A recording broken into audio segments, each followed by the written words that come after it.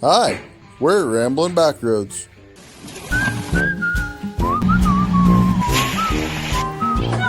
That's Ramblin' Raw. That's me, Backroad Bo. We like to travel, eat, drive, wander, build things. We do what we can to experience all of what life has to offer. Join us as we travel the back roads of life. Let's go. Happy Thanksgiving, y'all. Welcome to Girard on Thanksgiving. It's a hustling and bustling place. Look, there's somebody. There's two somebodies. That's Speedy's. I have to get a light bulb put in my truck. I have a tail light or a turn signal on the back now. So that'll be a today project. It is time to go get a Christmas tree for the old truck. It's still chilly out. It's like 40, just over 40 degrees. But it's sunny and gorgeous. This is a great way to enjoy a holiday, especially something like Thanksgiving. Go out, ride in the country, clear the head, think about all the things that you're thankful for.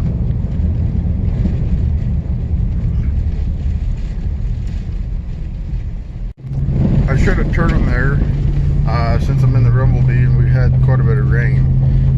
We're going to go up this next road and see what the low water crossing looks like, but I may want to circle around another mile. If I was in the Jeep or something, it'd be one thing, or even a pickup. It's not like it's going to be that deep probably for how much rain we had, but I don't typically even take this one on gravel. I don't mind it. It's a road trip truck to use for whatever I need to use it for. However, it is not one with the, the ground effects and all the stuff. I'm not gonna. It's not a low water crossing truck, so we shall see. That's a relatively new development. Road is not even open. Like the post wasn't even there. They put the posts in and put gates up. So I wonder what that is about. That's inconvenient, but okay. Getting close. This one shouldn't be too bad. There's not usually a whole lot of water down here, unless we have like a torrential downpour for 2 days. We did get quite a bit of rain, but as you can see, it was just a little stream crossing. Although a steam crossing would be interesting. That makes me think of steam trains, which makes you want to go to Branson, Silver City, and ride the train and look at Christmas. That's not happening this year. I actually turned my season passes back in because we never used them. All this COVID stuff. They actually have it where you have to, or at least during the busier times, you have to call and reserve, and then it's really hard to social distance and use the masks and PPE and all of that at a place like Silver City. So I don't really want to taint my thoughts and memories and experiences, so we're just gonna sit back and hopefully all of this virus stuff will go past and we can get back to how life should be. But one day at a time. This is the farm. It's my uncle's place. It's been in the family for, I don't know, ever-ish. House used to be lived in, as most houses are at some point. Has not been lived in for quite some years. It's never been lived in that my memory serves me. Pretty sure it was about like it is now, probably when I was born. Looks like the roof is coming in a little more now than it was last time I was here. But this is part of my childhood. It's a real shame that roof's really starting to come in. It's always been pretty solid. The house in general itself is still, actually bones of it, really pretty decent still. I mean, it's straight. The barn, you can see the barns and outbuildings are all coming down. We won't actually go in at the moment because the cows don't like being bothered. But what we are going to do is find a tree in the fence row and take it with us and put it in the truck. I called it fat and it looked at me. Yeah, walk away. I see how it is. You all are loud. Gee whiz. Must be feeding time. Look. Trees. Now we need one that's big enough but not too big. And I need to hope that my battery stays up long enough because I didn't charge it last night. Score. Now I just got to get out of the fence row. Oh, that was easy. Loaded. Leaving. Get off my console. The sky is so blue. Finally, some sunshine. This week has been full of rain and gloom and cool. It's not really going to be warm today, but it's not going to be bad. I think this is the warm day of the week, though. It's supposed to be like 55 or something. A lot of new buildings going in. Buildings and houses. Everybody wants to live like outside of town, but not much. Basically, they want to live in town and have convenience, but they want more yards than what houses in town have. They move directly outside of town, so they're still neighbors. It's not really country at that point because you're surrounded by people and it's not like actual farmland. It's all, most of the time, you know, it's paved and residential. They just want bigger yards. So maybe there'll be a movement to open up places in town, and instead of having a lot, you'll have like 3 or 4 lots. That way you still have a lot of yard, but you can still live in town. That would help because you wouldn't have as many, like, neighbors wouldn't be as close, wouldn't be as loud, hopefully. Heck, we could get rid of the sports complex and just have yard. Ooh, or put a big building. Ooh, all kinds of options. In some of the videos, you will hear me talk about some local history of Girard. We had the Appeal to Reason, and which then turned into the Little Blue Books. Emmanuel and Marcette Haldeman Julius. It was Marcette Haldeman and Emmanuel Julius. They hyphenated the names, both of which wrote for the Little Blue Books. They bought the Appeal to Reason and transitioned it into the Little Blue Books. This is their home. This is the last residence of Emmanuel. He actually died in the pool there. Gorgeous home. Really, really nice home. At some point, hopefully with permission, we will do a walkthrough tour and historical video on said house and property. Nice truck. That is a new east side sign, and I don't recall seeing that Welcome to Girard sign, so I wonder how long that's been there. I am not the most observant. Some things I will see that I really have no business catching, and other things will be like right in front of me. Yeah, no. That sign might have been there for a while, but I've never seen it.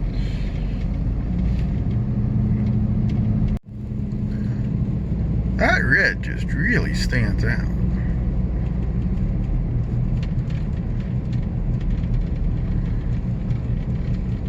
Maybe we should just leave it there.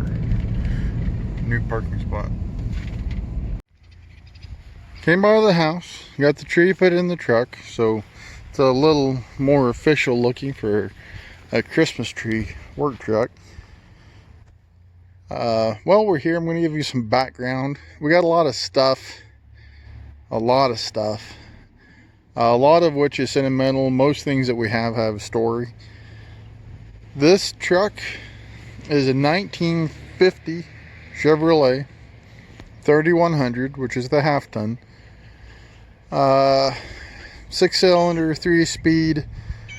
This thing was actually born green. The firewall, if you look in there, is still green. But when it was sold new, it was bought by a local Texaco gas station, service station. At the time, you know, they were more service stations for the fact that they did more. You know, they did your window, they checked your oil, they worked on things. It was more of a service than just getting fuel, more than just a convenience store that we have these days. But they bought this truck new. It was probably the one that was on the lot. It was probably green, and they probably painted it red for Texaco. But it's been red pretty much its whole life. My great uncle drove it as like as his work truck. He worked for the station, so this was his work truck that he drove for the station till 55, 56. I don't know exactly from the stories, but it was that. It was replaced by that next generation of truck. So he bought it off of them. He actually wound up later buying the replacement off of the station as well. But this one, he bought it and he had it till my dad bought it off of him in like 1971. And then it's been my dad's truck ever since. It's always been red with black wheels. For a few years here recently, I had it in black primer because I was doing some body work on it, which is not done. It still needs body work. It is not restored. It has stuff to be done to it. I just got a cheap coat of red paint on it because I was going to have to take it all back down anyway. So I made some extra work for myself now, but it's okay. I'm okay with, well, I made extra work for myself later, but I did it now. And I'm okay with that because it looks really neat for a display piece. And it's nice to have it red again because I'm not going to get bodywork done on it soon. But it will get there. This is part of the family. Just a standard 3 window. It's got the painted grille. It doesn't have the visor. It's just a bare bones truck, which the options were mostly bolt on. Maybe the fancier ones did have the 5 window. This is a 3 window. And when you hear the difference, when you hear a 3 window versus a 5 window, 5 windows had corner glass here. So they don't include the 2 pieces of the windshield in that designation. So this one is a 3 window, 2 side windows in the back. Still a good old truck. It'll get its time, hopefully sooner than later. It's time to maybe do some changing around with some stuff I've got in some of my priorities in the project world. But for right now, it's just nice having it around. Still there, it's tagged legal. Only thing I really need to do to it, I need to give it a tune-up, and I got to go through and get the brakes finished. They really hadn't had much attention in its lifetime.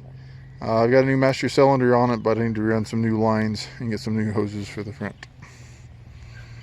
Then, if you look behind it, is the old family house. I have some other videos on this, and I've mentioned it otherwise, but if you're watching this one and have not watched those, this is the family home where I was born and raised. My sister and I grew up here. It was built in 1885, which Girard only came around in 1868, 1869, became official. So it's one of the older homes that we have left in town. Unfortunately, we, over the last 10 years especially, 15 to 20 in general, have lost a lot of our big old homes and buildings in general. Churches, houses, a lot of things. Hopefully this one's going to stick around for a while. It does need some work because of life, you know, school, more school, bachelor's degree, master's degree. My sister's working on her doctorate. My dad has always worked too much.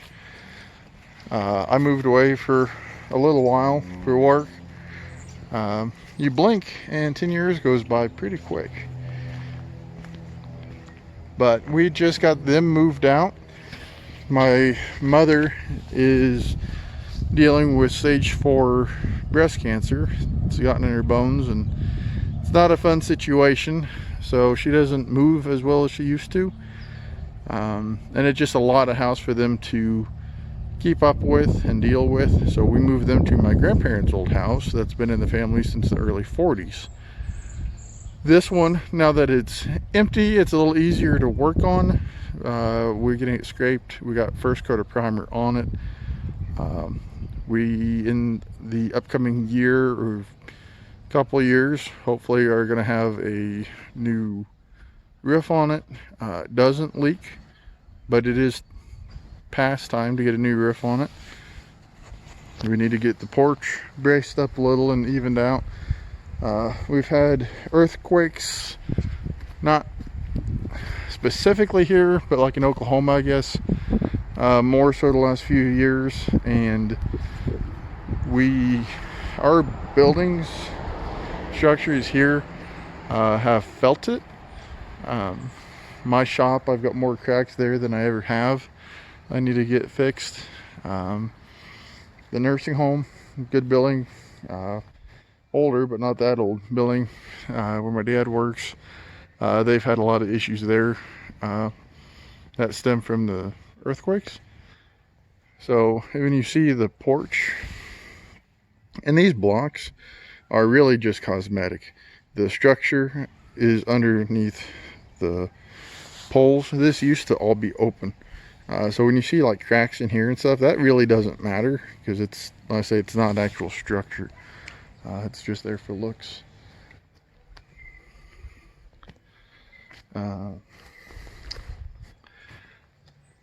But as I said, it was built in 1885. At one time, this lot over here, we had a large brick school, which did burn, and then it was replaced by the hospital. So the first resident, not the one who started building it initially, but the first resident of the house was one of the doctors we had in town. And so when the hospital was in across the road, it was really convenient. At the hospital, you had doctor's house, and then Dr. Strode, that was, built this other little building down here on the alleyway.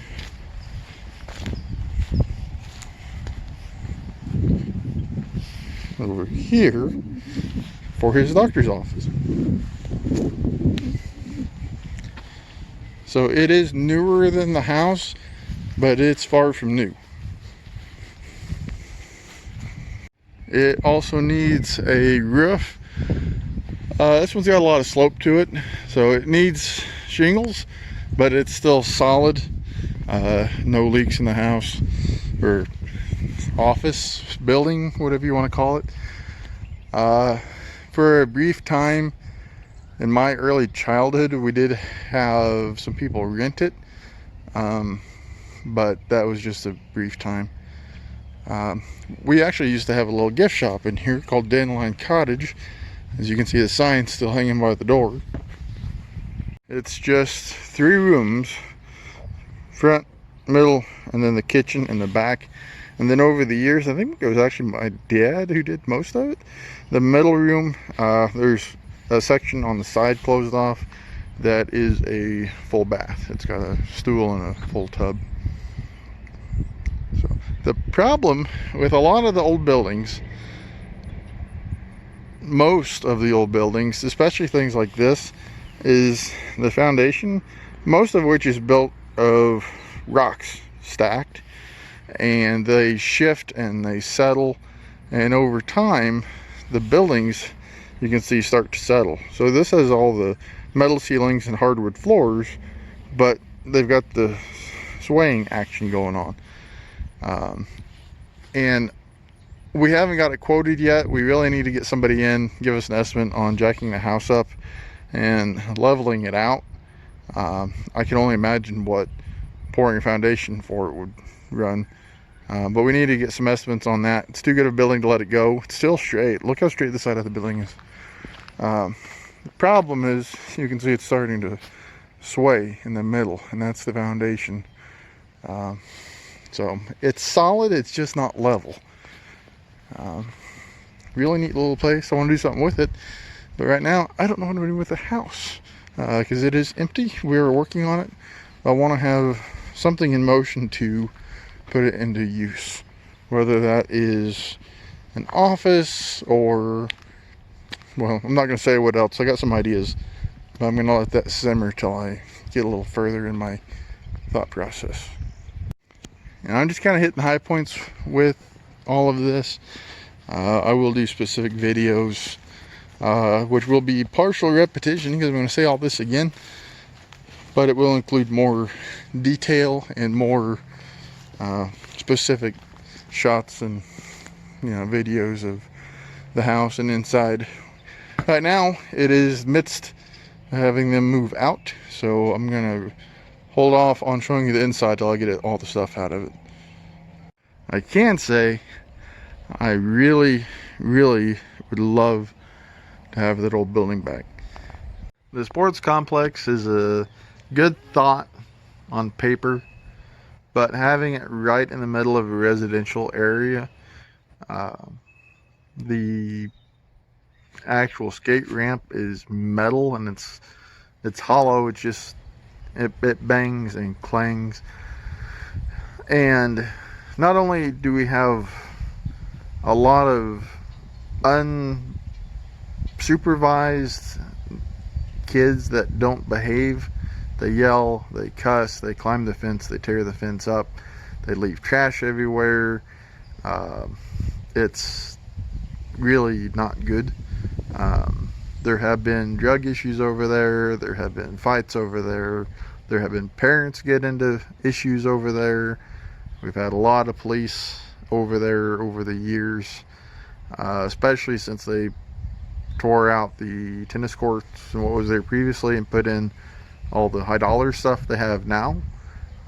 This parking lot all used to be grass. It was just a parquet like what was here. They completely tore it out, tore up the ground, relayed the concrete and everything. The pole, the lights are new as of when they put this thing in. They're like stadium lights. They light up the whole front of my parents' house here. You could clean and paint the house at night. Those lights are so bright. Thankfully, since they reopened it, they haven't been on, but I have a feeling it's just a matter of time. Hopefully they don't. There's no reason for the city to be paying lights on at all. They shouldn't be on when they're not there, and they shouldn't be there late enough to have the lights on in the first place. But even if you take the bad social element out of it, if you have a 4-year-old kid on one of those little scooter things behaving, you know, and doing nothing that they shouldn't, it's still annoying because the ramp is so loud. It's not good. And they didn't ask us, they didn't put anything out to the neighbors before the thing went in. It's just not good. So thankfully it's been a little more calm since it reopened, but again, it's just a matter of time, especially summertime, because right now it's fall, school is in, It's really not good in the summer. So anyway, so if you're ever buying a place, you might look and see if it's next door to a skate ramp and a sports complex, because that is something that you're going to have to live with. And hopefully, if you already have a house, hopefully they're not going to put one in beside you, like they did here, because we had the house and then they gave us that we don't want. So anyway, my little rant for the moment, but just a heads up, if you ever run into the situation, skate ramps are not fun to live by. This video has gone a different direction than I thought. So instead of doing an overview of the day, it's not even noon yet, but I'm going to let you have the rest of your day. Rather than get this video be too long, we're going to do this just for getting the Christmas tree, doing walk around of the house and the truck. I appreciate you tuning in. Hope you have a great Thanksgiving and a good start to your Christmas season. A lot of you are probably getting your decorations out and getting things ready to go for Christmas, if you haven't done that already. So thanks for joining. Have a good one, and we will catch you next video. Bye.